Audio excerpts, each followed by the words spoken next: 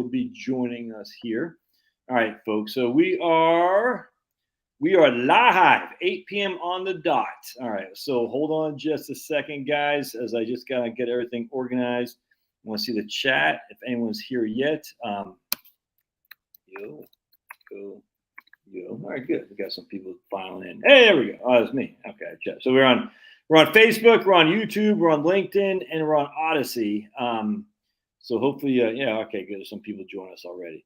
All right, so folks, it's gonna be fun tonight. We got a couple folks that live in Ohio who've given up the corporate life and they're going to do their homesteading. And I invited them on to share with us what the tricks of the trade, things they've learned and things that they might, still have to learn, because we've learned something big about poison ivy, which they just shared with me right now. So we've already learned one thing in this 5-minute conversation so far that I just had with them before this call about poison ivy. So we'll actually ask you, Gary, to revisit this now, because Gary and BB showed us if you get poison ivy, you want this one thing, and I had never known what that was, so it's good to know.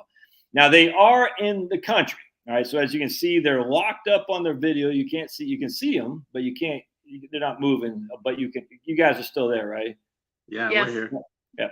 So hopefully you all can hear Gary and BB, but they're not moving on their video, because that's what happens when you go on the rural homesteading route, is that you don't have the best Wi-Fi. Isn't that crazy? So again, I appreciate everybody being here tonight, and Gary and BB, much obliged for you all coming on board. So welcome to the live stream. Thanks for being here. Thank you. Thank you. Man, it's how did we first come in contact? Was it 3 years ago or something? Well, how long was it when we first started chatting? Several years, yeah. Crazy. Before COVID or after COVID? It was before. Yeah. Man.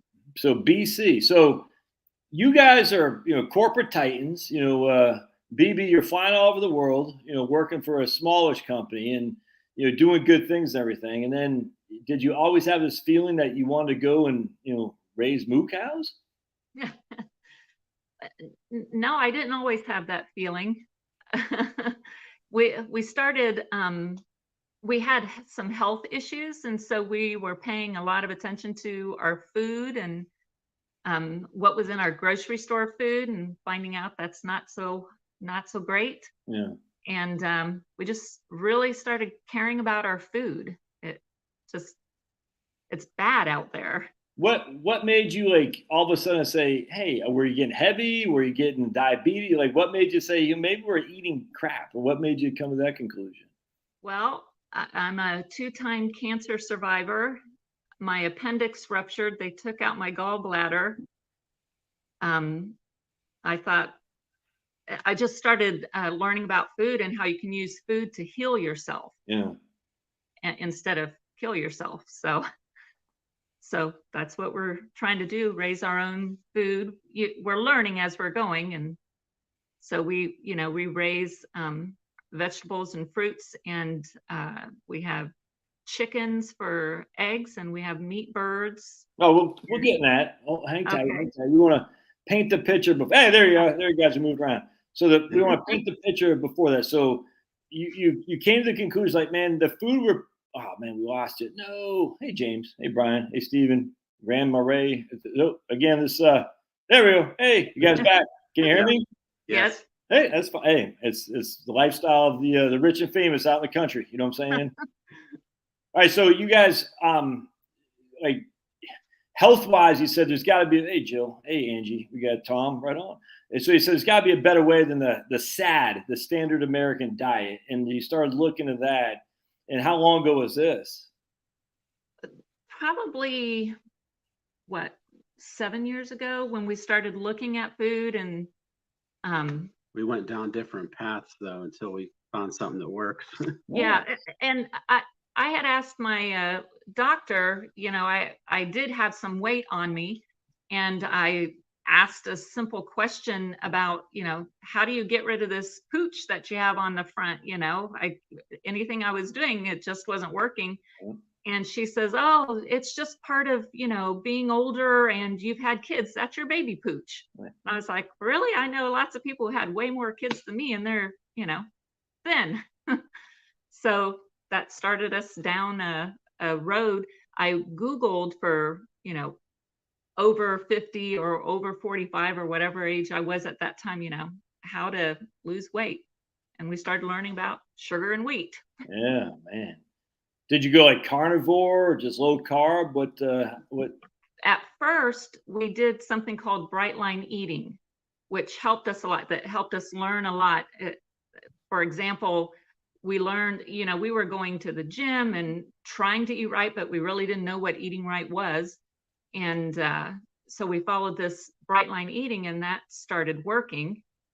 And then we kind of hit like a lull, and then we started hearing about carnivore and ketovore, and we went to the Rogue Food Conference in 2019 here in Ohio, and that's when we really started learning about meat and how we need it, but how we need meat that's raised properly. That kind of stuff. We met a doctor there, and he told me, he says, you better cut this bad eating crap out, or else this beautiful wife of yours is going to run off with a 30-year-old. I says, okay, from now on. So Gary, you were also heavy. I mean, because you said since you left the corporate gig, you lost some weight too. And when I say heavy, it's relative. I don't know what heavy means necessarily, but were you? Yeah, I lost 20 pounds so far, and have another 10 to go.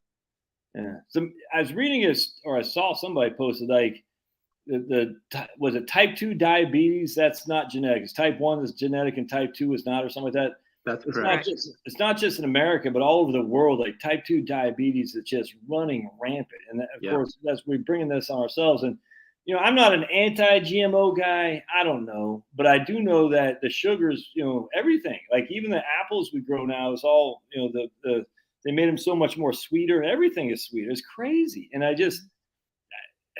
it's nuts. And I'm sitting there thinking, what is this science doing when we see all this type 2 diabetes going through the roof? And no wonder why healthcare costs are going through the roof. It's like something isn't right. And I just don't understand like why people don't understand that. I mean, because I like sugar as much as the next guy. And I love it actually, but I hate that I love it, but I do. But it's like, I don't get it. Like people have this like aversion to the truth of saying we are doing something wrong. Whatever we're doing, it's not right. You know what I'm saying? It's crazy.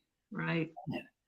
So you guys went to the Rogue Food Conference. Now, were you living in an urban area, or where were you living? A suburban area? I mean, on a third of an acre on a suburban plot, or what were you living?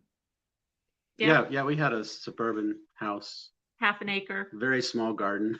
Okay, gotcha. But you had at least a little bit of a green thumb, maybe not green thumb, but at least you're trying to do some gardening and stuff like that. Yeah. Yeah, right. Trying. Yeah, right. No, but I always had a calling to heal the land. Like our cropland is, very poor condition. Oh, you still there? Learned that by using ruminant animals, they can revitalize the soil and bring the soil back. And that's what we're doing by moving the animals every day. But did you know that like from a youth, Gary? Like, did you know farming and stuff like that? Since I was little, I thought what I was supposed to do is save up my money, buy 100 acres, and just plant indigenous trees and just let it heal. Well, then we met Joel Salatin, and we learned, no, the way to heal the soil is the way the buffalo did. They were always on the move, and they would eat the grass, and then they would fertilize the grass and then move on. That's how we had such rich topsoil. And the property we bought, all the topsoil washed away, so we're rebuilding it now. When did you meet Joel Salatin? In the Rogue Food Conference? Actually. Yeah, exactly. Right on. So is that kind of the impetus for you guys to get out on the farm and start? We actually were wanting to do this prior to that. We had been looking for several years prior to 2020. Yeah. And it was hard to find, land. And every time we'd go look at a property, either before we got in our car or as we're driving or right when we pulled up, the realtor say, sorry, just sold. Sorry, just sold. Of course, so we spent 2 or 3 years already looking. And then 2020 hit, which made it even more impossible. Yeah. So we were lucky. This land that we got here was put up for an auction. And we thought, well, we'll just go and learn about auctions. We probably wouldn't be able to afford it because, as you recall, prices for housing and land were just, people were going crazy. And Gary was like, you do the bidding because I can't hear what they're saying. So I did, and we got the property for a lot less than I thought it would sell for. Well, house included? If you call it that. We bought it for the land. Right, exactly. And it had a house, and the person who owned it had passed away and had been vacant for years. Yeah. So if you can imagine, rodents, you name it, they got into everything and anything. And it was a hard time in 2020, if you recall, just to, if you wanted to buy a house and put it on the property, that was almost impossible. Yeah. If you wanted help to try to fix it up, that was almost impossible. Yeah. So we started fixing it up thinking, okay, we'll just get it good enough so we can move in. But as we did one thing after the other, so Gary was here almost every day. I would come on the weekends, and every time I'd come, there was something else pulled off, the floors were up and he was literally standing on the dirt ground. And the next time I came, all the walls were off and he'd pulled out all the insulation. Then one time I came and all the ceilings were down. So, anyway, but it's been fun learning, rehabbing. We've had some great help. We've done a lot ourselves. So is it now up to snuff, or are you still working on it? It's up to snuff. We still have one room to paint, and that's our laundry room. So it's on the list. All right. And so the house, I can't imagine it's anything, 4,000 square foot or anything. It's probably what, 1,500, 1,800 square feet or something like that. Yep. Okay. That was hard too. We did live in the suburbs in a much larger house, and we downsized. And how hard was that to downsize, BB? Because like for me, my wife and I talk about this all the time. Like, we got a neighbor who's put his house up for sale. I can't believe what they're asking. It's like, I'm almost like, man, we should just sell this sucker. Because I was like, if we can get that kind of money and just walk, but we won't. But in the back of my mind, it's like, the problem is we've been here for, this is our 11th year. We've had 6 people going through here. We got crap. Just looking around. Like, we got crap. I don't even know what it is. You know what I'm saying? It's like, was that downsizing hard to do? Was that big pain in the butt? It was hard to do in that it's just amazing what you accumulate. Yes. And what you hide in corners and don't use. And yes. So it was hard, but it was refreshing. And couple yard sales. Yeah, a couple yard sales. So when you came to the smaller house, does it seem initially claustrophobic, or it's like, no, this works? You know what I'm saying? Like, because you're going from a big house to a smaller house, is that obviously there's got to be somewhat of a growing pain there, but have you got kind of used to it pretty quickly? We did. I mean, everything was downsized, beds and all. Yeah, right. Absolutely. So, but I love it. Yeah. So how many acres do you all have? 64 total. Okay. And so 30 of it's pasture. And the other's like forest? Yeah. We're surrounded on 3 sides by woods and a creek. Oh, man. Oh, so you got some water on the property too? Yeah, and we have a big pond that we did have put in because we had like a natural spring going to it. And we have this real tiny little pond. We call it the goldfish pond because it's real tiny and we put goldfish in it. Yeah, right on. But you actually had a pond put in to accumulate the water. Oh man, right on. How much does that cost? Did you all do that, or is there like a guy who puts in ponds or something like that? There's people that specialize in it. It was like $4,000 or $5,000. Yeah. And then we bought some very expensive bird food for it. We bought minnows, bluegill, and bass, and then all of a sudden the egret comes, the bald eagle comes, and I doubt there's any fish left. It's like my blueberries. One for me, one for the birds, and one for my dogs, and I actually don't get anything. It's amazing how that works. Yeah, it's like, that's a nice tree or a plant you got back there that doesn't fruit. Well, I said it fruits, it just doesn't fruit for me. You know what I'm saying? So have you ever been involved in any kind of farming operation before, like growing up or anything? never directly. Some of my family owns farmland, and they do cows and stuff like that, but I've never directly had any experience with it. When I was a kid, my mom sent me to a farm one summer because I kept bringing animals home. So she said, "You need to go live on a farm." So you moved out here. You don't have any firsthand experience. So, just basics. You know what I'm saying? And I mean, I hear that chickens are the easiest. Did you start with chickens, or did you just start the full kit caboodle and get the moo cows and everything? You know what I'm saying? What'd you end up doing? A lot of YouTube University. And sheep and chickens. We started with chickens. All right. Yeah. And how was that as an experience? Were you like, wow, this does work? I'm getting eggs, all these eggs and all that stuff? Or yeah, it's great. The hardest part, I think, is when they're babies, and you have to take good care of them, and they have to have a warm space all the time. So when you get them matters, and where you keep them, because they stink, because they're pooping everywhere. But once they start laying, and once they learn where their home is, ours are free range. They get locked up at night to protect them from the predators, but then we open the gate in the morning and they go running out and eat. Speaking of Joel Salatin, he talks about you eat those kind of eggs. You don't want the store eggs anymore. That's what I've heard.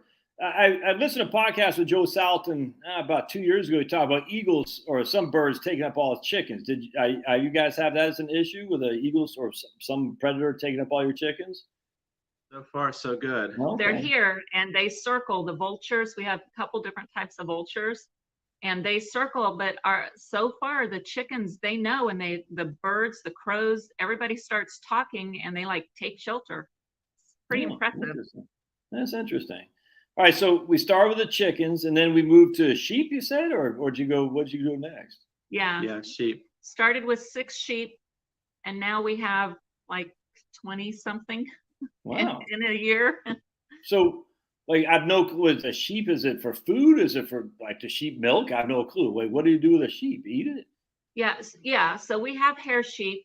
And so we don't have to shear them, although I'd like to, because they look like they have these Braveheart coats on them. So they shed a little bit. Not enough. But not enough. But yeah, we raise them for food. And they're great grazing animals. So they're so easy to take care of. Really? So the sheep, you take them to a butcher, or do you guys do that yourself, or? Right now we're using a butcher. Okay. A custom butcher. One day we might do it ourselves. We do want to learn everything. There's just only so much we can do. But yeah. I heard being a butcher is a high demand gig. There's very few butchers. You guys have seen that too? Yeah. There's a long waiting list if you want to get an animal. Oh, lamb chops, says James, right on. Oh, I think we lost you. Remember, these guys are in the sticks of Ohio. Yep, I can hear you. Yep. Can you all hear me? Oh, can you hear me? Someone asked what part of Ohio. I'm not. Probably won't divulge that, but they're in Ohio, guys. Okay. There you are. Yep. Gary, you're saying it's a long waiting list, and then we cut off. What about the butcher? Keep going. If you have an animal, you want to get it processed, especially a cow. It's a long wait. Yeah.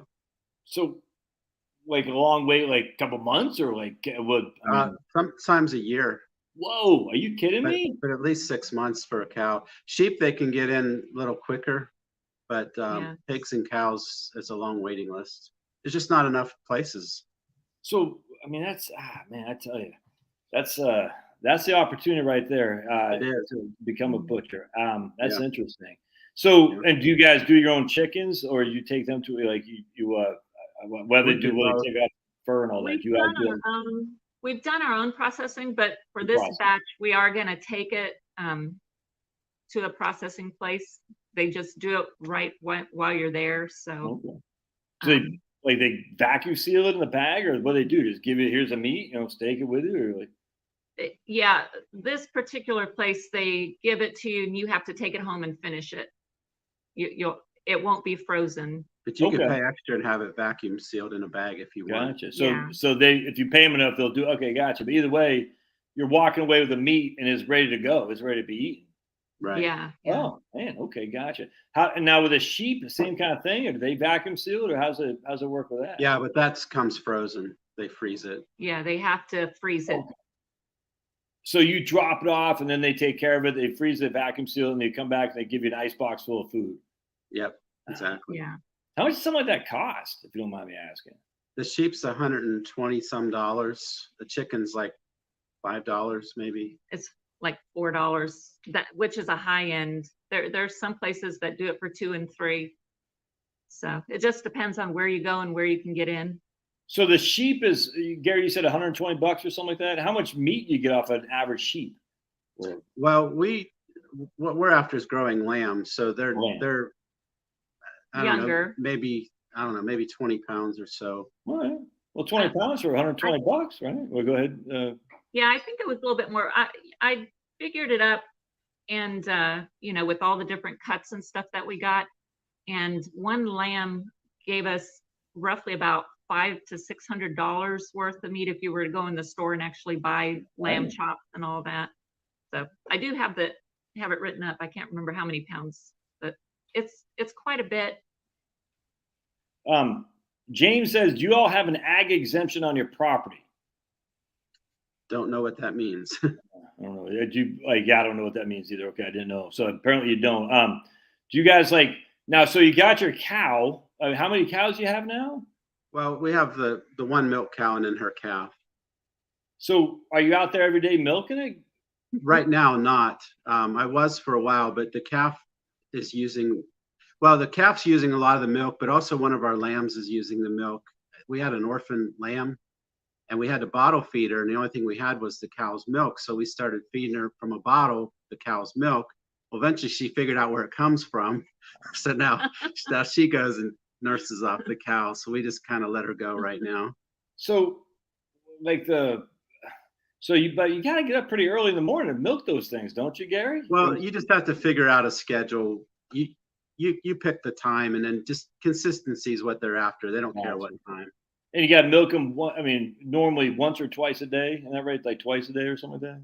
Yeah, It depends. Okay. Yeah, most of the people that like the homestead type people do it once a day, but other people do it twice a day. And is that the best milk you've ever had? It by far is the best butter. Yeah. I'm not drinking the milk yet, but we had some butter from the previous owner, and it's truly the best. You got to make sure you get that milk pasteurized, right? No, you don't. I can hear the. So an ag exemption gives you tax breaks on property taxes if you're doing agriculture. Okay, yeah, it's not called that here, but yeah, we do get some breaks. Okay, gotcha. I think that's what John Bon Jovi had when he was agging in New Jersey. John Bon Jovi and Bruce Springsteen. They got these huge property tax breaks because they're poor. They need the property tax breaks. Yeah. Agricultural. Sure. I tried some raw milk. There's a farm up here. I got some raw milk, and I did a video. Said, "This will be the last you ever see me." And you'd be surprised how many people thought, "I can't believe, literally, I cannot believe you're drinking raw milk." And I was like, "Oh my goodness." It's kind of like one time I put MSG. I took some MSG. I put my finger. I ate it. I was like, "Oh my goodness, we're all gonna die." Some people have a stick up their butt. They can't laugh. Let's just put it that way. Most people don't, but some people do. I was like, man, come on. So you have you have the butter, you got the lamb chops, the lamb. You got how about your vegetable garden? What are you guys doing for vegetables out there? So we have we turned our front yard into what's called a foodscape, and so it has 4 beds in it, and in it we have everything: tomatoes, peppers, potatoes, cucumbers, beans, you name it. It's like a salad buffet, if you will. And we just put it in this year, and so over the next 2 or 3 years we'll see it all come together. We actually have 3 column apple trees in there. Oh man, it's their first year, so it takes a while. We got blackberries and blueberries and raspberries, and we got an herb section. So all of that, we're getting something from our kitchen garden beds. And then we also have what we call earth rows. And those are a little bit further away, but they're 30 foot. They're 40 feet long. 40 feet. 6 by 40. 6 by 40. And we turned one into an asparagus row. And it's first year, so you don't get anything, but next year should be really good. Okay. And then another row is all strawberries, almost 200 strawberry plants. So that's been pretty yummy. Oh, they're already sprouting. Yeah, I did try pulling the blooms and trimming off the runners and stuff, but boy, they grow so fast and the strawberries pop up and we're like, okay, we're eating them. How do you keep the animals from getting? Because I got some strawberries and the squirrels get them before I do. Do you have any tricks on that? Well, we put up an electric fence around it. Gotcha. So if you have an electric fence, that'll keep the squirrels at bay. Yeah, so far so good. That we do have some pests, and so the biggest thing we've had were the beetles, and we put up some beetle bags, and that seems to be helping a lot. But over there, we got everything from broccoli and cauliflower and more tomatoes and watermelon. And Doug says it sounds like a lot of work. Is it a lot of work, BB? Well, I call it therapeutic. Yes. So I'm not going to lie, it's not easy. It's hot and sweaty, right. But it's very rewarding to know, that we started these from seeds. They're actually growing. We're actually eating it. So there's nothing. I'm 100% like you. Just going out there, and I just love it. Picking up I got my banana peppers are booming this year, and I love going out there just chomping on them. It's like the best thing ever. I get my seeds from True Leaf Market out of Utah, and they the snap peas. It's like the best thing ever. You know what I'm saying? I love it. So when you're out there, are you do you say, hey, we're going to plan for this kind of meal tonight? We're going to go out in the garden, pick it, or just kind of like whatever? Like, how do you, you're trying to grow most of your own food. So how do you planning your food? Because we want to keep, away from the sad diet, you know what I'm saying? And yet at the same time, we still need to rely on some kind of other food. So how do you, I guess, quantify, like, we're going to eat this and we're probably going to have to sacrifice a little bit here, but like, does that make any sense what I'm trying to say? So first of all, we pretty much avoid sugar and wheat. Okay. We've just pretty much, it took a long time to get it out of our system. And so we're not perfect, but we try to avoid that. And other than that, we do, we get some of our own meat from our own land, but then we also belong to CSA and get meat that way. And we just bought half a cow, which we haven't gotten yet, but that's how we get our meat. Okay. And we just kind of ask ourselves, what do we feel like eating? We eat a lot of eggs. Yes. Lots of eggs. They're really good for you. So we eat lots of eggs, but otherwise I go out in the garden and, the zucchini's going crazy. Yeah. So I just printed off like 20 or 30 zucchini recipes, and we're having zucchini like every night. What do you guys have for like, how do you heat your home? You have a wood stove, you have a heat pump, you have oil. How do you heat your home? So we like to create redundant systems, but we have a heat pump primary, and it has a propane backup, and then a backup generator, and then a wood stove. Okay, so you do have a wood stove. So because when the power goes out, it's out. Yeah, absolutely. That's what I was kind of wondering too. Like, if the power goes out and you have all this lamb meat, I mean, you know what I'm saying? That's hey, you're back. All right, cool. That kind of stinks to see that. Like Jill, I lost you. Well, Jill was on here, and she had an issue in Indiana, but she didn't lose her freezer, thankfully. No, there we go. Do you guys also have? You don't have a 9 to 5. Cheryl says you guys don't have a 9 to 5 grind anymore, right? We do not. We officially retired. Yeah, that's cool. And what do you do about healthcare? That's the first question that comes to mind. How about healthcare? Well, for the first 18 months, we were able to use Cobra. Yeah. And this year we had to switch to Obamacare. All right. And that's health insurance. You know, as you know, our health care is what we're trying to do, and we're definitely making improvements. It's definitely not health care. It's Yeah. sick care, if you know what I'm saying. The health insurance will provide Exactly. Yeah. sick That's care. what we call it. So we have a great doctor in town who isn't kind of your run-of-the-mill doctor. He, you know, he listens to you and he understands we're trying to be more holistic. And I have a holistic person that I talk to, and you know, she helps me with herbal stuff. And so, yeah, Right, so cool. we're really trying to do the real health care instead of the sick care system Right, we what I'm have. saying. So when you wake up in the morning, knowing the cow's got to be milked, knowing there's stuff to be done, do you just feel like laying in bed saying, "Man, I just wish I had my old 9 to 5." You know, you ever think about that? Not once. Where are your kids? You don't have to tell me exactly, but are they close? Where are the kids? I mean, you don't have to All say. over. All over. How many kids y'all have? 4. Okay, and so they're all so. Like when you said we're going to go and become farmers, we're like, "Wow, I can't believe it! You guys are nuts." I mean, were they cool with it, or what do they think? They seem to like it. Yeah, they all So, respect it. they like it so much. We take a lot of pictures and post and do Snapchat. And one of the kids created a farm Snapchat group. So, you know, whenever we send it, they all can see, because it's pretty funny some days. What's the name of that cow? The picture you sent me. Maribel. Maribel, oh, man. Does she got a bell? No. You seen any, like, I don't know, like wolves or anything, or coyotes or anything? Any kind of scary thing out there? We have coyotes. Yeah. They And we scare had a you? bobcat on Yeah, our a bobcat. property. Yeah.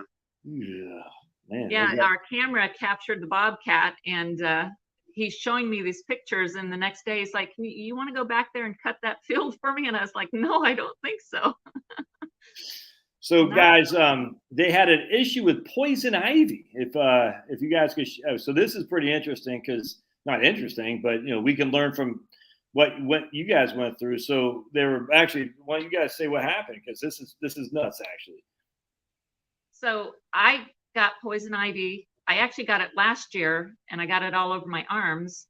And that part I could handle. This year, we had to cut really tall grass, and it was in there, we think.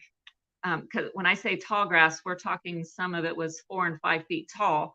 Whoa. And it got on my face, and I woke up and my eyes were swollen shut. Were you just frantic? Like, I know, was that just the most scary thing you've ever been through? Yeah, well, at first I thought, was I having like an allergic reaction? Right. You know, I didn't know what was going on. And then all the itching started, and we immediately called the doctor. No, actually, our doctor was out of He was town. on vacation. Yeah, yeah. We had to go another route and got some medicine to try to help combat it, which didn't help, but that was okay.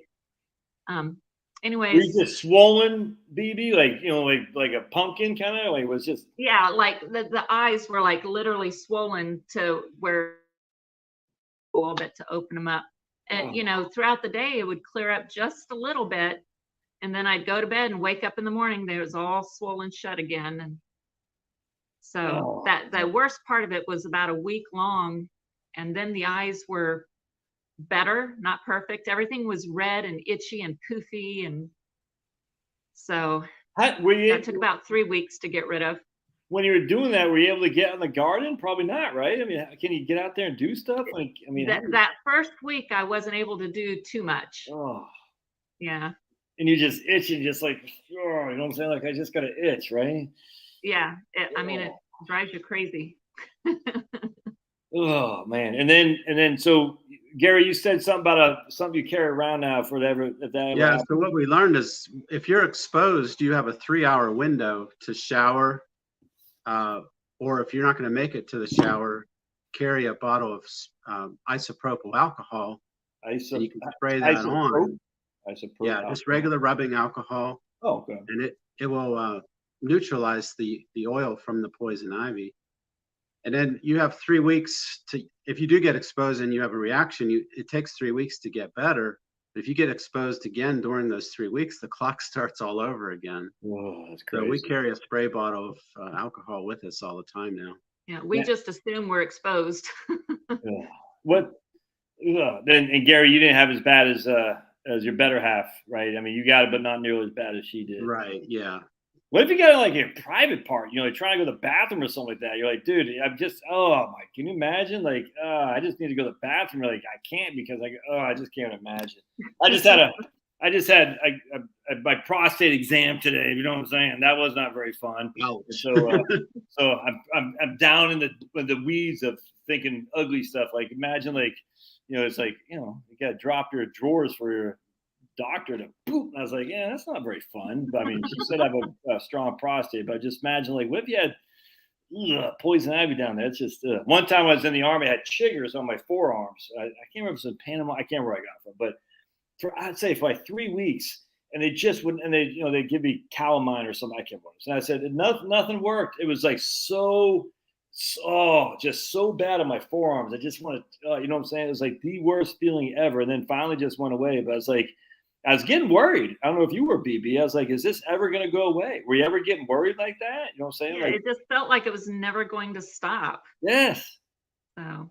And it's scary because can I live like this? And oh man. Yeah. Let's see. We got my brother-in-law in the Philippines devotes a small part of his farm to medicinal plants. If someone is sick, he lets them pick what they need if he likes to. Dougie said he moved from Chicago to central Illinois ag country, and he loves it. Less traffic, sees the stars, people are nice, no fence for Dakota. I don't know what that means, but open burning, target practice my yard. Your neighbor's pretty nice too? Absolutely. The best. Yeah.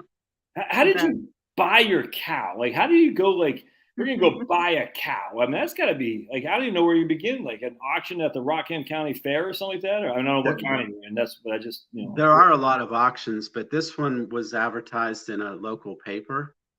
And it comes out every week. The paper that has all the animals and farm stuff for sale, it comes out every week, and he just happened to see somebody we knew. Yeah, and it happened to be somebody we know too, which really helped because then I could go visit her once a day for a few days, and then I could start milking her with them. So we eased into it, and then we brought her over. And you have like a trailer to bring her over, or the other guys bring her over? Our neighbor. Okay. Neighbors help neighbors here a lot. Yeah. And no one feels like I can't believe you don't want to be like an idiot, but at the same time, you've never done this before. So, like the neighbors say, this is what you got to do for a moo cow or something like that. Or, you know what I'm saying? Like they'll give you some tidbits on how to be more very helpful. Yeah, very helpful. And they know if there's something that we have, they're welcome to it. Like we had some gutter guard left over and they needed it. Yeah. We gave it to them immediately. We're not going to, anything we can do to help them, we're going to do it. And they know that. And then anything they can do to help us, they help us. How do you in the Tom says how many daily calories? I'm not sure if he's asking you guys. I think he is because I think he's asked this a second time. How many daily calories are you guys consuming? Do you guys know by chance? We don't do calories. Okay. The carnivore keto, you eat and you just get full from it. Do you have a large animal? My man James. Do you have a large animal vet that comes to your property? Yeah. Yes. Oh, interesting. Is that like a country doctor for moo cows kind of thing? Yeah, they'll come for any of your animals. I'm seeing other kind of questions. What? Yeah, like Cheryl says, there's pharmaceuticals right there in the woods if you know what you're looking for. 100%. Yeah, I'm working on learning that kind of stuff. Let's see. Yeah, there. Brian says you're doing your own healthcare rather than pharmaceutical support. 100%. Jill says half my plate was zucchini from garden tonight. Right on. Yeah. Do you think you could have done this? Actually, I elaborate on Cheryl's. Do you have a 9 to 5? If you were still working full time, you probably couldn't do this, right? Not to the level that we're doing. We wouldn't have been able to do as much. Right. That we've been doing. I mean, we've done a lot because we look at it as that is our job. That is our life. Right. Absolutely. It's our built-in exercise. We don't go to the gym anymore. Why would you? I mean, you're eating better. We're you're getting 50-pound bags here. And do you have a walnut tree? We have a lot of black walnut trees. Yes. Doug says he has so many walnuts, the branches are almost on the ground. I need to find out how to harvest and cook them. Wow. Yeah, I didn't know We've you could not, do that. we've not done that yet. All right, so BB, you said you put some apple trees in, so they're not sprouting or anything right now, right? No, yeah, they're How is it? Yeah, go ahead, Gary. You're saying? Well, I just had a thought. The first year we put in 12 fruit trees, and the deer got a hold of them. We had 12 toothpicks. Yeah. See, we're gonna try again next year. that's frustrating because I got some trees. Like I had this great peach tree, and that just had all kinds of peaches on there. And then I woke up one day and they're all gone. I said, and they weren't ripe. You know what I'm saying? I was like, this is the second straight year. So this year I put some tins. I saw some guy on YouTube who said put some tins on there. So I tried that. They're all gone. I said it wasn't the wind. I was like, man.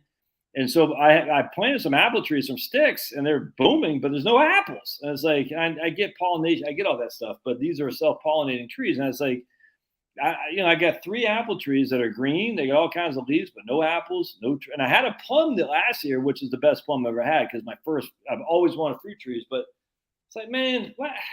Very, very frustrating. You know what I'm saying? Very, very frustrating. I'm like, if there's something that you want, the deer want it more. If you don't want it, they don't want it.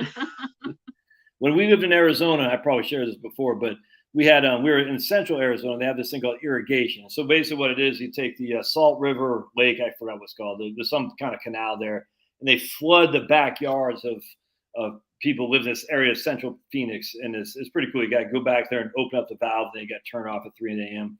And so we had grapefruit trees, pomegranate trees, and orange trees that you just kill for. It was like the best food you've ever had in your life. I go back there mowing the yard because even though it's Phoenix, when we irrigated, we still have grass, which is stupid, I grant you. But anyway, I just pull this grapefruit off. It's just like it was literally straight from God. I mean, I'm telling you, man, there's no one can convince me otherwise. That's not God touching that because it was just so tasty. It made you so happy. You know what I'm saying? It's like I've always wanted to have. Obviously, I can't have citrus, but I've always wanted to have like apples. Just or anything, peaches, apples, plums, you just pull off and just take a bite out of it. I can't imagine anything more exhilarating than that. That's my fantasy right there. So if you guys figure it out, let me know because these doggone deer are really getting on my nerves. Overgrown squirrels, you know what I'm saying? That's all they are. Overgrown squirrels really get on my nerves. Doug says some apple trees are every other year. Yeah, but Doug, I've had these guys and nothing. I got nothing, honey, nothing. Those deers reach very high. Yes, they do. Yes, they do. All right. So Mark is going on his exercise bike.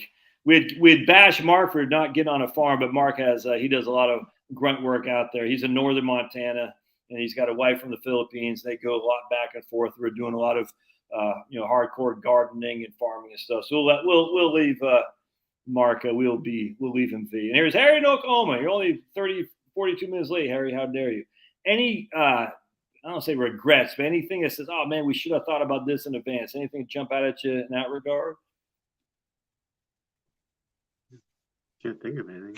No, I mean, you guys were preparing for this for a year. I mean, literally 2 to 3 years. You kind of were preparing. Yeah, like after we talked to you the first time, we were like saving every single penny, and because we knew we were going to be doing something, so we knew we needed to save some money. We needed to save cash other than our retirement and all that. Are you in Eastern or Western Ohio? West. West. Okay, gotcha. All right, gotcha. Did I tell them how passive aggressive oh boy, Prairie Mark. See, you're being passive aggressive again there, Prairie Mark. I'm just goofing. Sounds like a great life, says James, and a healthy one. Yeah, I 100%. And James, you crushed down there in Florida. James is trying to make his way up to Georgia because Florida's too hot. No one wants to live in Florida, by the way. Florida, well, that's for losers, man. Only losers live in Florida. I was going to ask, so you retired, and then we happened to come across 2022 where everything fell 20% or roughly. How did that, mentally, were you able to handle that, a 20% decline in your portfolio? Well, we didn't worry much about it because we followed some of your key points about having cash. Oh, interesting. Well, you have cash, it lets you sleep better at night. Is that what you're saying, BB? We slept really well. Well, you're working so hard, that's why. That too was the icing on the cake. So no debt, I assume. No debt. No debt. Bunch of cash. I said bunch is relative, but cash to pay Mm-hmm. the bills. You know what I'm saying? And even when the markets were tanking, we're like, let's go out there and water some plants. Essentially, you know what I'm saying? Not a bad idea from retirement. And it doesn't have to be working in the farm, guys. It's just when you have cash, makes things go by a whole lot easier when things are getting chaotic. LTM simply, that's awesome to tap out and simplify things. Cash is king for sure. Yeah, so a lot of people are happy for you guys. Yeah, you guys are kicking ass. Anything else you want to? I mean, I don't want to keep you all night, but I mean, I think it's fun that you guys took the time to come out here and share with you. I mean, don't take this wrong, but you're just regular suburbanites like we all are, and here you are, freaking milking moo cows. I mean, how cool is that? Are you ultimately going to get some meat cows? Yes, possibly within the next month or two, and some pigs. So it's on our list. So is there like a class to learn butchering or something like that? Can y'all like some guy who'll set up a shop at a community college or something like that? Or where do you go find a butchering class? You know what I'm saying? Yeah, there are quite a few people who do teach that. We actually, at that same Rogue Food Conference, we met somebody else named Mark Baker, and he's in Michigan, and he actually teaches butchering of almost all animals. And then there are others, they're not in Ohio yet. We haven't found any, but there's definitely a lot of them around. Yeah. Oh, that's cool. And then the other thing you could do, like we had someone come over, a neighbor come over and helped us with rabbits and ducks, and we just shared the meat with them. Yeah. And they were more than happy to teach us. How's a rabbit taste? Pretty good. Oh yeah. Tastes really good. I heard rabbits are pretty easy too. You know what I'm saying? To raise. They are. Yeah. They are. The only thing that surprised me was their teeth, and they like to scratch, and they have these little fingernails. I always thought of them as this cute, fuzzy little thing, but you handle them wrong, they show you some claws. My second is in Costa Rica right now on a study abroad thing, and she's crushing. But she showed me a video of this. She was feeding a monkey, a cute little monkey, and so cute, so monkey. And he comes down the tree, and he just has this look of pure fury to get this food. I was like, that thing is evil, like a tiny little monkey. And then he saw the food, and he it was like Gollum, remember from Lord of the Rings? Like, it's like. That was pretty frightening, actually. Even though it's only probably about a pound, if not two, at most. I was like, man, they're so cute. Yeah, they're cute until they decide not to be. Oh, speaking of which, do you all have dogs on the farm? We do. We have 2 Great Pyrenees. They officially just turned 1. They're still technically kind of puppies until about 18 months. That's when they're like fully grown, and right now they're both over 100. One's 120 pounds. These cute little fur balls turned into these massive giants, but they do a great job at protecting the farm, protecting the animals. Occasionally they love on our chickens just a little too much, but Oh man, this is great, guys. Well, God bless. I'm just so happy you guys are doing this. How exciting, just paving the way for other people to realize the corporate grind. Look, like we were talking about before we got on, like no hostility about the corporate gig. It did what it needed to do, and they used us, we used them, and now you're on to bigger and better things. And don't burn bridges. And the only reason I say that, guys, because let's just say your corporate gig, say, hey, if you burn bridges, they're not going to come back to you for help if they need to. And, if they need help from you, they might pay you for a little bit of help on a side hustle or something like that. You just don't know. Don't burn bridges. That's a fact. Because if you do, you'll never be able to go back there. And you don't know what the future holds. But sometimes they may call you and say, hey, we really could use, a couple hours of your time. And someone might say, I'll give you a couple hours of my time, but you might have to pay me something or something like that. I mean, just, you never know. But Anyway, so Doug says congratulations. Someone says Hassan Pfeiffer. I don't know. I guess that's some kind of German thing. That's German for rabbit. Rabbit stew. Oh, these freaking Germans. You got too many Germans running around here. I got Cheryl. You got Angie. Oh, my goodness. I can say that because I'm half German. My granddaddy's name was Deichmann. That means German man. So if you're not German, you can't say anything negative on the Germans. But I can because I'm half German. But my mother's German. Yeah. She lives with us. That's how we knew how to cook good rabbit. Mahala for the information says, hey, there's my man right on. My man Mahala, I think that's in Hawaii, but there's my man Michael Moniz or Moniz. I'm not saying his name, but anyway, everyone's stoked for you guys. So thanks again for being on here, guys. I'll let you get on to tonight, but really, God bless. I really appreciate being here. And guys, I'll stay on YouTube for a little bit, but thanks again, BB and Gary. You. All righty. Thank you. I'll just hang up and you're good, but I appreciate it. Okay. Oh, man. Thanks, guys. So how exciting was that? That's just fantastic. James says, love it. A farm is complete without dogs, 100%. You got to have dogs. Yeah, here's Brian says, I get called back from COVID, not burning bridges. Yeah, you don't want to burn bridges. Here's Jill. I'm all for meat, but couldn't eat any animals I raised, especially rabbits. They're so cute. They're so cute. You know what I'm saying? Like, don't you little rabbits, the little bunnies, they're just hopping. They just want to be cuddled. They're so furry. How awesome is that? So basically,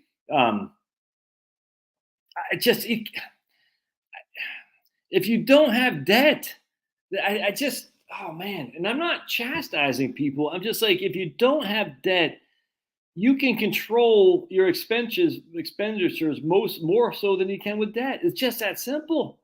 That doesn't mean you're not going to have expenditures. That doesn't mean you're not going to have gasoline prices and all that. But it just, if what is holding you back is your expenditures, and you take a look at your expenditures and you have debt, if you got rid of that debt, it'll be a whole lot easier. Now, if you're relying on the markets to pay that debt, I just don't know how people sleep at night, man. I sleep better without debt. I have debt. We're working on it, but I still got it. And the amount of equity I have in my house now is insane, given what this house is going for down the street, which I simply can't believe. I'm like, there's no way that house is going to go for that much. Maybe it's when you're raised poor, the poor never leaves you, and you're like, I can't. It's just, you see what I'm saying? I mean, I don't know. I don't know what it is. There's no way that house is going for that much money. Because if that house went for that much money, this house would go for more. I said, I can't possibly believe that. It's nuts to me. And it doesn't make me feel guilty. Everyone has this thing called imposter syndrome, like, oh, you don't belong. I don't feel like that at all. I know I'm the best financial planner out there. I know that. Who's bragging? I don't care. It is. It's true. But I don't have imposter syndrome, like I don't belong. I guess when you're it's not like that at all. I just feel like there's no way that someone would pay prices that I'm seeing. I just can't believe it. I cannot believe people are paying prices for homes. But yet they are. In fact, my house I'm going to share it with you. I'm going to find it. Hold on just a second. This is nuts to me. So we went by our old house. Hold on just a second. When I was up visiting my mama. So check this out. And if you guys got any questions or anything like that, look at my man Harry. Harry's like, I wish I was still in the market and not in annuities. That's what Harry's saying. It appears I've done better than my previous generation. I have failed here. Why do you say it like that?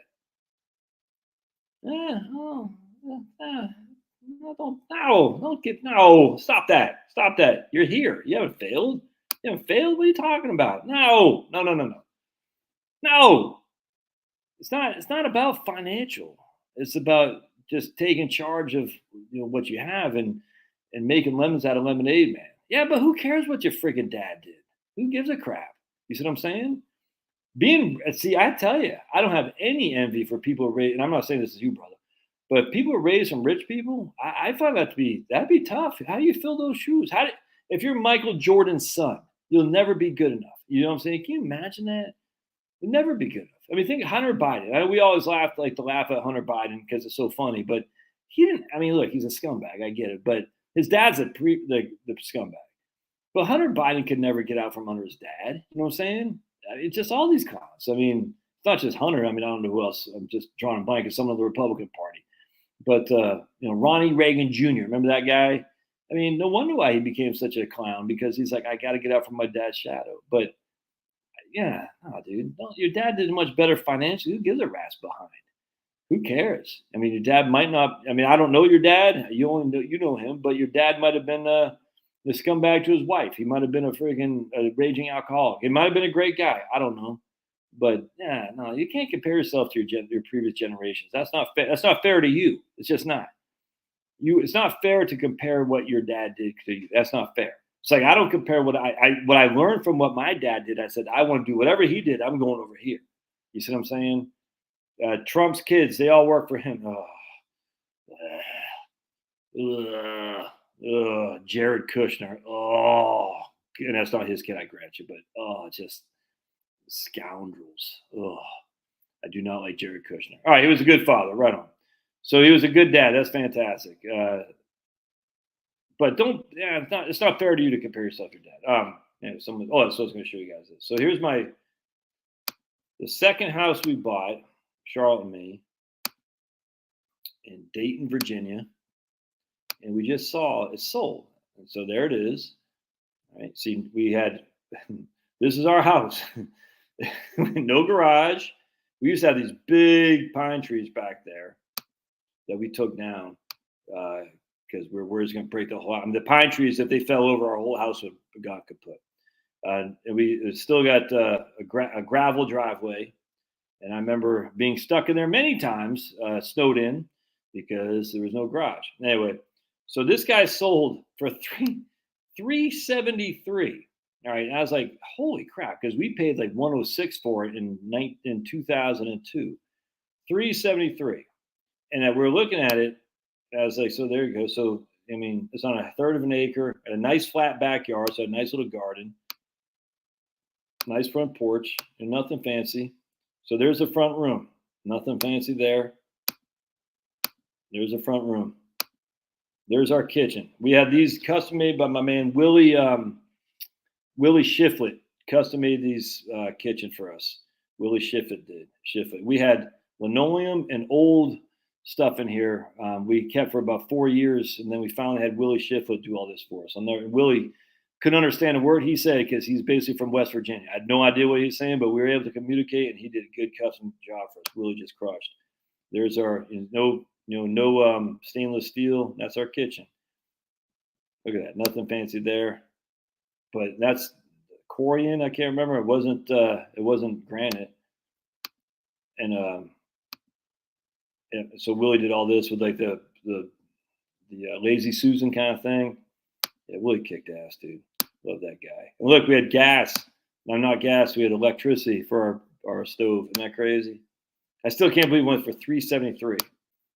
And so there's our dining room right there. That's our dining room. And there's we had this installed as our master bedroom right before we left, actually. Anyway, so that was our house. Nothing fancy. Let's see if they show the backyard. There's our toilet. We had one bathroom. Yeah, there's our backyard. And I was stunned to see it go for $373. But then I started thinking, we sold it. If we can find, let's see here. I think we got to go to. Hold on a second. Yeah, right there. We sold it for $239. All right, so that was in 2008. So here's what we bought it for, $123. And look at property tax. No, not price per square foot. Look at that. But we bought it for $123. We put an addition on, and we redid the carpet, not the carpets, the kitchen. But we bought for $123. Sold for $239. So we basically doubled our money, but we didn't double our money because we put a lot of money into it. But if you look at that right there, it's listed I'm sorry, not listed. It was $239. So 15 years later, it sold for $373. Right. Well, 50. I don't have my calculator here, but we know for a fact the rule is 72. For that to have doubled over, let's see, 15. Hold on just a second. We're going to say, so basically, it didn't. So 15. 15. Wait, how do I got to do that? 72 divided by 15, right? 2 divided by 15. I don't think that's it. That's not what I'm trying to do. Anyway, so it took 15 years. I can't remember. But for it to have doubled in 10 years, it would have to have appreciated at 7%. But it didn't double. It didn't even double in 15 years. I don't have my thing to figure out what the IRR is, internal rate of return, but it went from 239 to 273. That's not even close to a doubling. And that's over 15 years' time. You see what I'm saying? And so while that seems like ludicrous to me that it went for 375, it did. And yet it's a nice house, a nice neighborhood. Schools are okay, nothing fancy. Anyway, the point being is, I don't know what my point is. But what we bought was not a great house. You know what I'm saying? The floors, the ceilings leaked. We had one bathroom. My wife's sister was living with us. So we had 5 people in one bathroom or something like that. Yeah. And anyway, I guess the point being is when you start moving up in life, you start not forgetting where you came from, but you start wondering, like, how can this possibly be? You know what I'm saying? Because that was only 15 years ago when I was living in that house. You see what I'm saying? It's nuts. Anyway, the point being is you got time, man. Time changes everything. Sometimes a negative, I grant you, but don't be all, I didn't do well enough. I mean, you still have time. And it's not based on financial. I'm telling you, it's based on, don't look at how much money you have, it's how much money you spend. I'm trying to, 100%, Jeremy. I'm trying to get to the point. I'm trying to. Trust me, Jeremy, I'm trying to. But you know what I'm saying, Jeremy. It's how much you spend, not how much you make or how much you have, it's how much you spend. Be poor on paper. Be poor on paper. We've always told our kids to honor what God has provided them. Everyone's situation is unique, 100%. 100%. Our house more than quadrupled in 25 years. I get some water. Josh, when is the seminar? It's Thursday. Oh, the seminar is Thursday. Got a big turnout, actually, a lot more than I expected. So we'll probably do another one because people seem somewhat interested in that. Oh, man. I'm going to drink here. Hold on just a second. I guess I'll drink that. There's water in here. Dag nabbit. Kids drink and eat me at a house at home. How dare they? I like these sparkling ices. I know they got sucralose or aspartame or something like that. I wish I could give up sugar like that. I'm doing pretty good, though. I'm actually doing real good. I didn't have any sugar today. Pretty good. How to attend that Thursday seminar link. When is the Gen X seminar? So we bought a bank report and fixed a bank report. Oh, repo. Gotcha. Or not repo.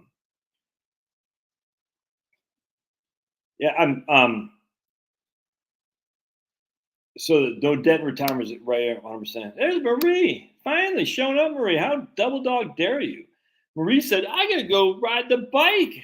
Well, it's nice outside in Pennsylvania. I don't want to be on your webinar. You missed the people. Marie, how double dog dare you? But Joe says, no doubt in retirement. Not no doubt. No debt in retirement is the greatest. Man. Josh says, I want to thank you for talking about child and care on one of your videos way back when. 6 months later, after my husband filed for Social Security, I just approved. Thanks for what I do. Right on. Hey, right on. Right on. That's good stuff. You got it. You just have to want to like quit drinking. Oh yeah, 100%. Repo. Look at Angie's drunk. Angie said, look at Angie. We bought a bank report and fix it up. Oh, how do you fix a report? A spreadsheet, Angie? You got a spreadsheet and you fix it up because they didn't have the right. Ow, my joke fell through because I couldn't get the right equation in there. Forget that stuff. Here's Dan and PNW. Sold on January 21st. The house now shows for $250 more on Zillow. Yeah, see, where are people getting the money for this stuff? The house they're trying to sell down there, even with 20%, is like, how does someone afford that? I couldn't afford it. How do you afford these places? It's nuts.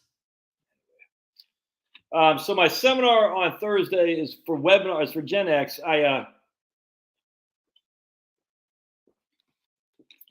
Don't take this wrong, guys. I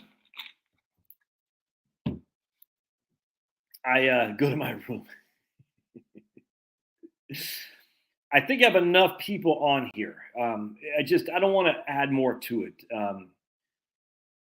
The reason I haven't done a webinar like this for 3 years. I'm actually kind of nervous, and nervous is a good way. I've been thinking about this a lot. I'm not too nervous, but I'm kind of nervous, and I want to make sure everyone gets their money's worth. I think what I'm going to do instead, though, is because I want to have some Q&A and all that stuff. I just it gets too busy, has too many questions, and you don't get to the topics that you want. So I might do another one, but I'm probably just going to do a course. Some course that I'll charge $50 or something like that for.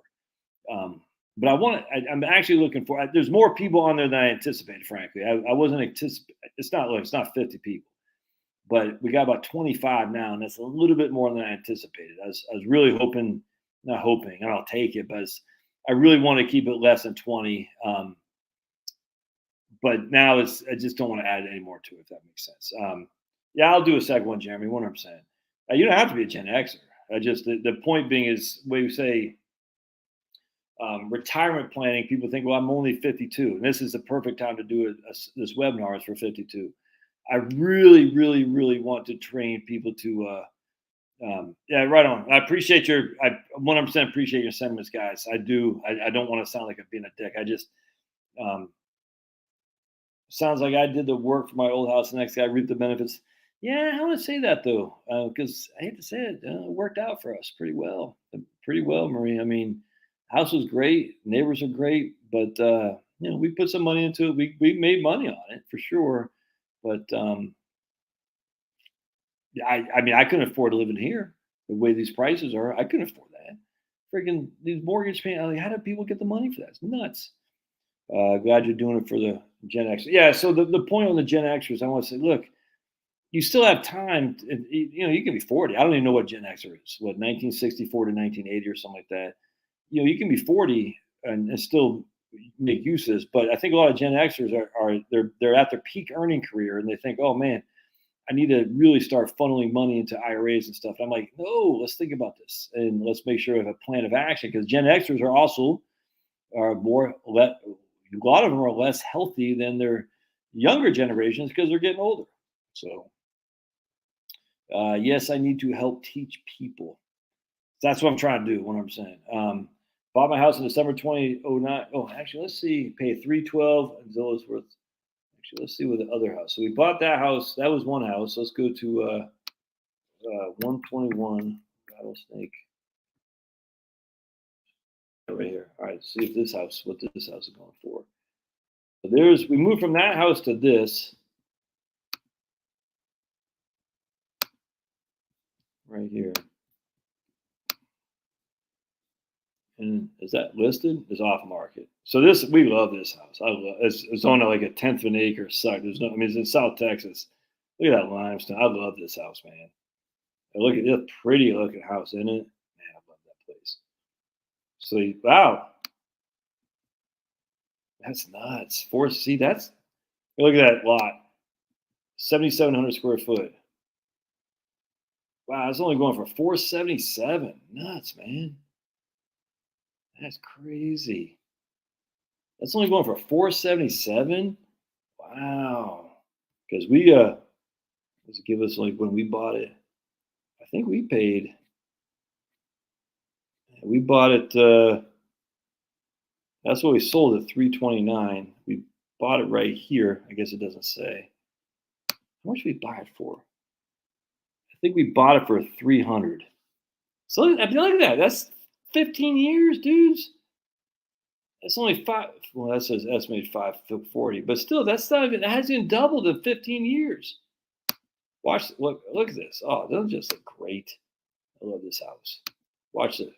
Oh yeah, we painted that. Charlotte did. I shouldn't say we. Charlotte did. Charlotte painted all that. Hey, that's our stuff. That's our furniture. Charlotte did all this. That's our stuff. I said that looks familiar. That's what Pablo sits on every day right here. Oh yeah, that's us. Yep, Charlotte did all this. That not a wood stove, but fireplace. That's when we listed it right there. Look at my wife. She keeps a good home, doesn't she? Look at that. Doesn't that look fantastic? I love that house. There's our kid. Oh, look at that kitchen. That kitchen freaking crushed. Loved it. See that? Yeah, Charlotte's the best housekeeper there. Look at that freaking man. Love that. Watch you see out back. So we have these. That's our bedroom, master bedroom. Look at that. We painted all that. Charlotte did. Because I suck at painting. That's a boys' room, and the boys are just kids. Oh my goodness, that's good. That's Maddie's room. Look at monkeys. Oh my goodness, it brings back memories right here. It's our game room right there. And we got these little I forgot what kind of trees they're called. Little basketball court right there. We got this. Put some money into this thing right here. We use that a lot. Oh man, that's great. That's fantastic. That's our old house in Bernie, Texas. That's great. House is a store of wealth like precious metals if you take care of it 100%. My house value increased $50,000 in 20 years. It doesn't seem like much, Marie. That's okay, though. Who cares? You're not selling it. Yeah.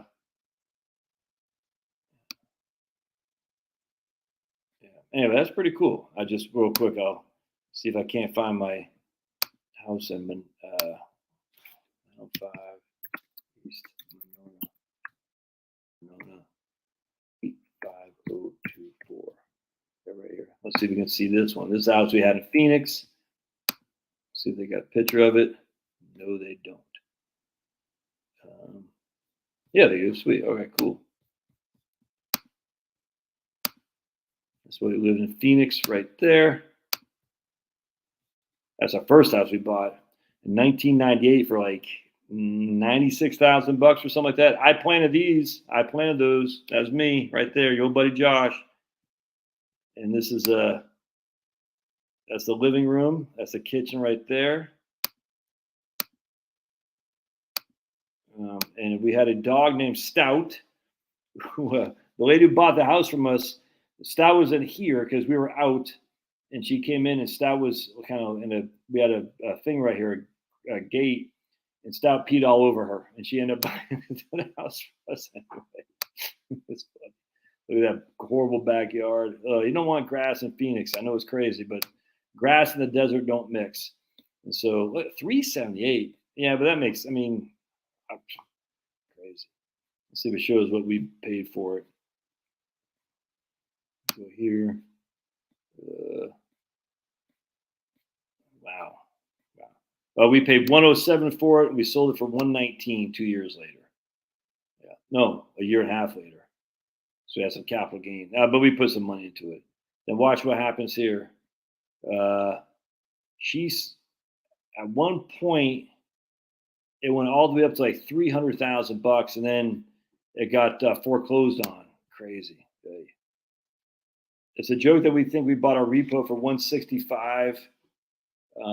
Yeah, right on, Brian. I do. You need to contact the listing agent to get a commission for using your wife's decorator. I know she freaking crushes without question. Nuts. Josh, you had an enjoyable group tonight. No ornery North American chicks, no politically radical men. Thumbs up. Right on, Prairie. Right on. You have photos of current. I don't because we're not listing it. Thanks. Dang, would love to afford a home like that, but then I could never retire. I chose retirement. Yeah, nothing wrong with that. Nothing wrong with that. Teach his own. The other guy got a family of 4, a family of 6 too, by the way. So inherently, you're gonna have a bigger house. It's a joke to think we bought our repo in 165. Thank God we're smart enough not to do huge refis. Oh yeah, 100%. That's Angie. That's key. A lot of people refi cash out, refi cash out. It's kind of like buy term and invest the rest. They never invest the rest. They never invest the rest. They buy, they turn, they buy, they spend it, they buy, they refi, they spend it, they refi, they spend it. It's crazy. All right, well, I'm gonna get out of here, my friends. I appreciate it. It's just what a great. I just love this community. It's freaking fantastic. You guys are crushing. And when I say like Prairie Mark being passive aggressive, that's probably over the top. When I call Angie the Mad German, it's probably over the top. When I call Tom, the drunken Irishman, that's probably over the top. There's Bruce on there, Celtic Spirit. Well, I'm not going to say anything about him because he's obviously a drunken Irishman right there, or maybe Scots. Jill, well, yeah, I'd probably say some stuff over the top, but appreciate y'all still hanging out. being part of the community. It's all good. And then again, though, what was I getting ready to say? It's just like I worked with those people. You know what I'm saying? And those people said, dude, let's say prayers. Father, Son, Holy Spirit, amen. Heavenly Father, we're just so grateful for Gary and BB showing up tonight to share with us, you know, what they went through to live a better life that they wanted to, health-wise, emotionally, spiritually, and just, you know, getting out there and just basking in your abundance. You provide to us. You provide to us. And yet, why do we doubt that? Why do we doubt what you provide? When you say it over and over and over again in the Bible, you will provide. I'm the biggest hypocrite of us all, but I just thank you, Lord, for all your abundance for us. May we never turn our back to you. May we just always turn to you and just awe at your largesse and just give you thanks for everything and try to glorify you in all we do. We always remember to glorify you in all we do. We'll never go awry. We pray in Jesus' name, amen. One of the things for me is I know I can be kind of petty. And I just try to tell myself, if I can try to glorify God in all I do, you're going to do all right. Now, it's not easy because sometimes like I just got to stick it to this guy. But if you can glorify God in all you do, man, what else can you do? That's all you can do. Anyway, all right, I can get out of here. God bless. We'll see you guys next time. Thanks again.